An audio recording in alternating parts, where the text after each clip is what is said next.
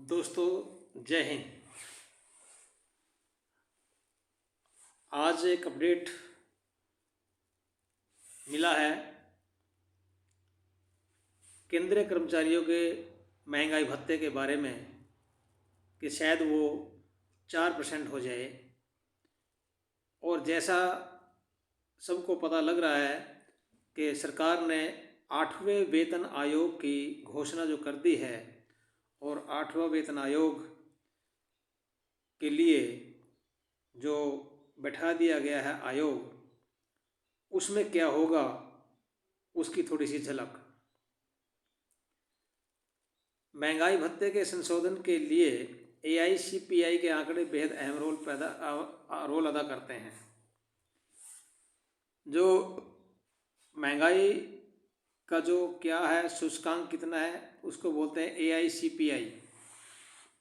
और उसी से हमारा जो DA हर 6 महीने में लगता है, 1 जनवरी को और 1 जुलाई को, साल में 2 बार, वो उसके आंकड़े आने के बाद ही लगते हैं। तो अभी यही एक खबर है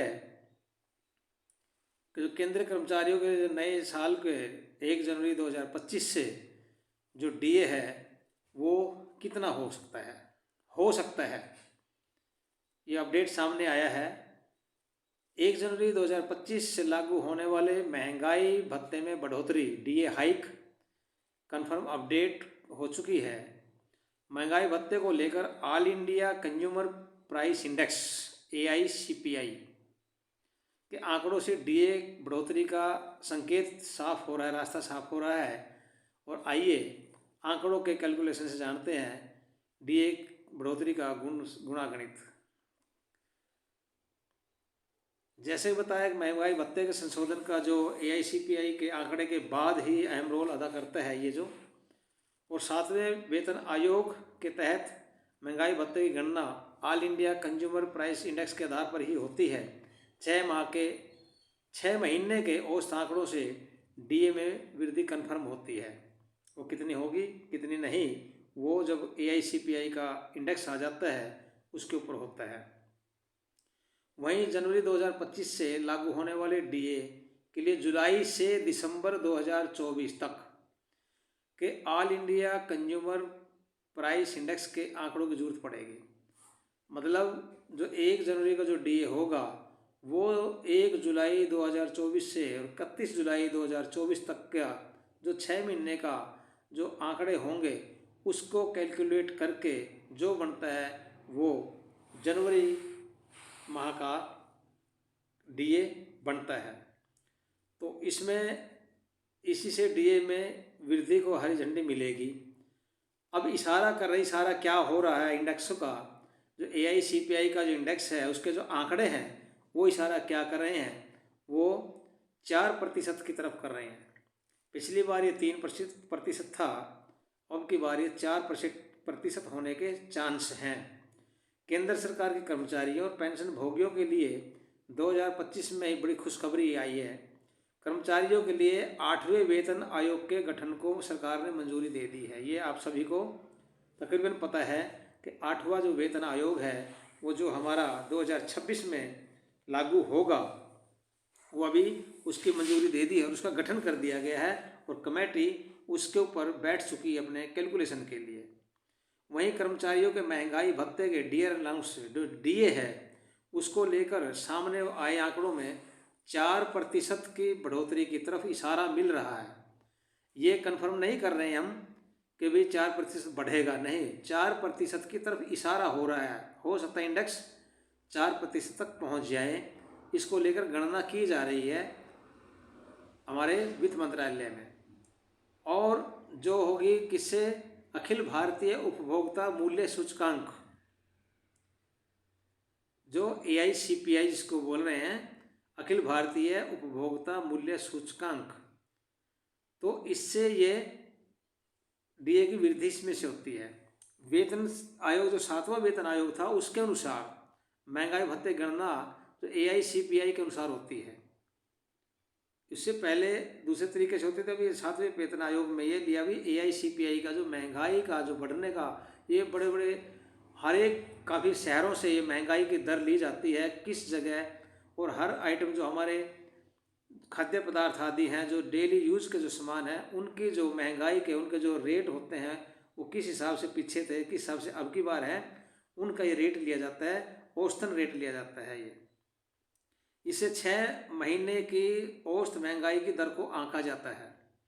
जो 6 महीने, जैसे मान लो 1 जुलाई 2024 से 31 जुलाई 2025 के बीच में महंगाई कितनी घटी है, कितनी बढ़ी है, उसका जो आंका जाता है, उसकी दर को आंका जाता है। उसके हिसाब से डीए साल में 2 बार संशोधन किया जाता है।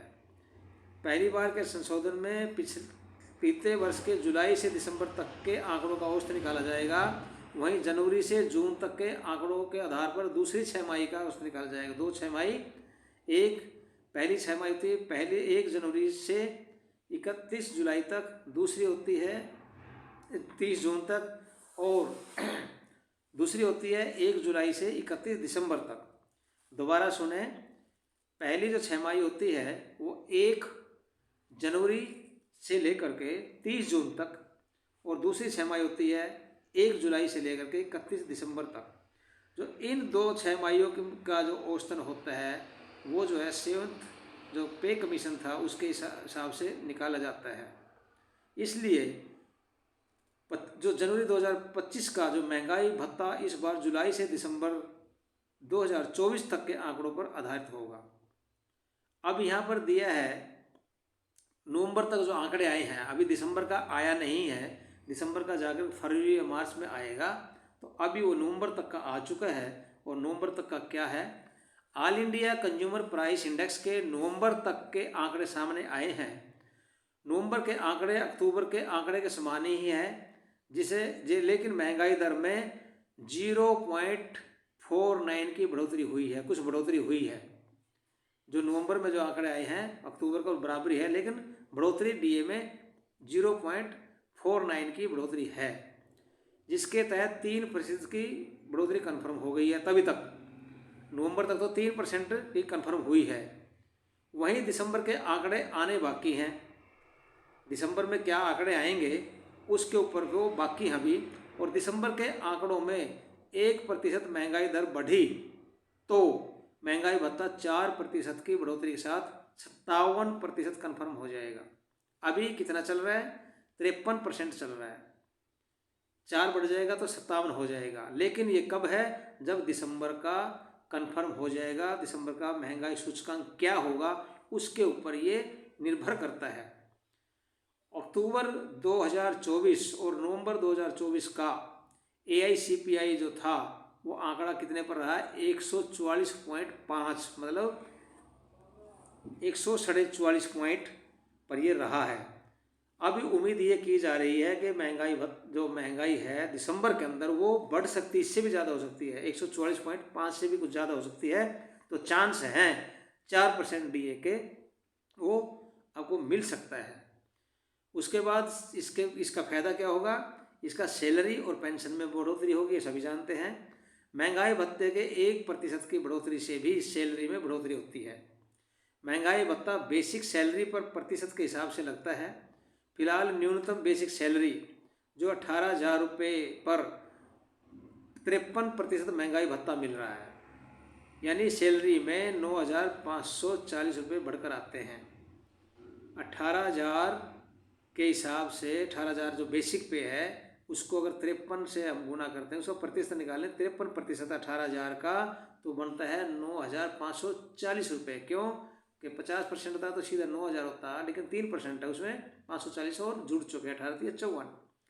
ये चीज़ है। इसके लिए जैसे इसका आगे कैलकुलेशन दिया है कि बेसिक न्यूनतम वेतन कितना है, 18,000 रुपये, उसमें आप जोड़ कितना गुना कीजिए 53 से, उसका प्रतिशत निकालिए तो 9,540 रुपये आता है।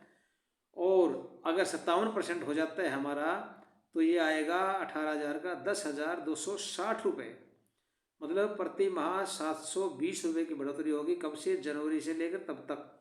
और सालाना बढ़ोतरी हो जाती है इसमें 8,640 रुपये।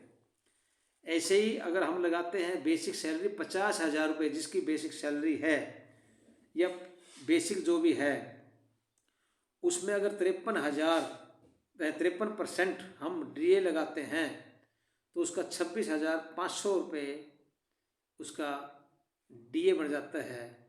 और अगर हम 57% महंगाई भत्ता उसमें लगाते हैं, जोड़ते हैं, तो उसका 28,500 रुपये DA बनता है 50,000 का।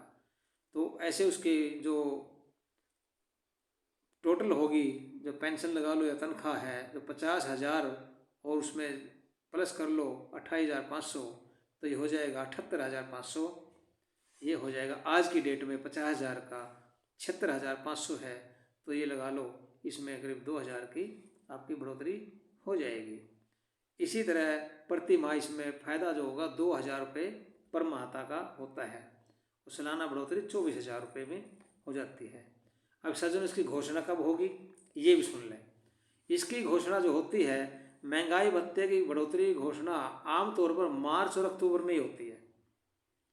मार्च और अक्टूबर में होती है। इस बार भी मार्च में महंगाई भत्ते की घोषणा हो सकती है, जिसके बाद जनवरी से प्रति माह के एरियर के साथ खाते में पैसा आएगा। मार्च में क्यों होता है और अक्टूबर में क्यों होता है, इसका कारण है ये जो है हर जो बताया AICPI के जो आंकड़े आते हैं, वो जैसे अब बताया था कि वो अक्टूबर का जो आया है वो कब आया है, दिसंबर में। अक्टूबर, नवंबर, दिसंबर।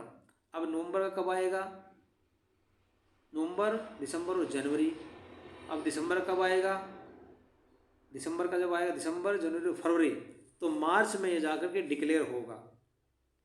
जनवरी का जो DA होगा, 1 जनवरी से 2025 से लगने वाला जो DA है, वो जाकर के मार्च के महीने में डिक्लेयर होगा। इसी प्रकार 1 जुलाई से जो DA लगने वाला होता है, उसका भी ऐसे ही आप लगाएंगे तो जाकर के अक्टूबर में, जुलाई, अगस्त, सितंबर 3 हो गया, तो अक्टूबर में जाकर के वो डिक्लेयर होता है। उसके बाद हमें जो एरियर के साथ पैसा हमारा खाते में आ जाता है, और उसके बाद जो पेंशन या तनख्वाह शुरू हो जाती है अगले महीने से। तो ये था हमारा DA का जो चांस हमारे अब की बार हैं, वो शायद 4% के हैं। तो उम्मीद ये रखें कि 4% ही हो, लेकिन महंगाई का भत्ता, जो महंगाई का जो दर होगी, दिसंबर महीने की जो महंगाई दर होगी, उसके ऊपर निर्भर करता है कि DA हमारा अब की बार कितना मिलेगा, 4% मिलेगा या 3% मिलेगा। तब तक आप इंतज़ार कीजिए डिक्लेरेशन होने का। तब तक आप सभी को सादर नमस्ते।